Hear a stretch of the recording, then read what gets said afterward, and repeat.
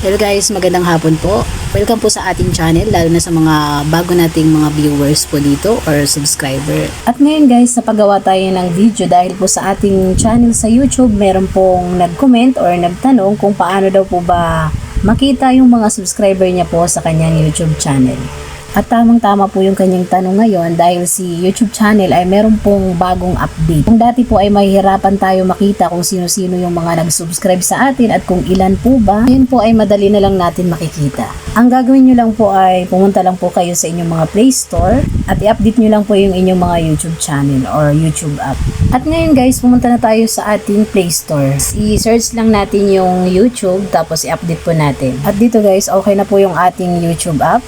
Kung mapapansin nyo ay naka-open na siya, ibig sabihin updated na po siya. At ngayon po okay na yung ating YouTube app. So ang gagawin natin, mag-back na po tayo, pumunta na tayo sa ating YouTube channel.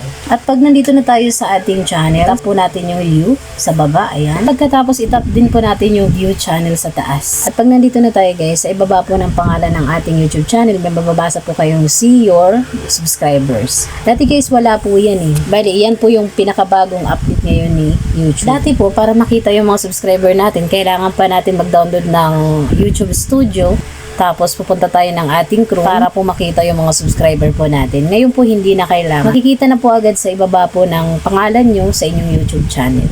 Bali nakakagulat lang dahil yung ating subscriber pala sa ating YouTube channel ay maabot na ng 2,000. Talagang kusa silang nagsusubscribe po sa ating channel. Hindi kasi katulad si YouTube ni Facebook na kailangan mag-follow to follow, follow back, ganito. Dito po kung hindi maganda yung inyong mga video or content, wala po talaga sa inyong mag-subscribe sa inyong mga YouTube channel. Dito po, paminsan-minsan na lang tayo nag-upload. Ayan, kung napapansin nyo, yung ating pinaka-latest upload is nasa 1 month ago pa. Tapos yung isa naman is nasa 1 year na. Talagang bibihira na lang tayo mag-upload sa ating YouTube channel. Adi guys, ito halo-halo na itong pinag-upload ko dito sa aking YouTube channel.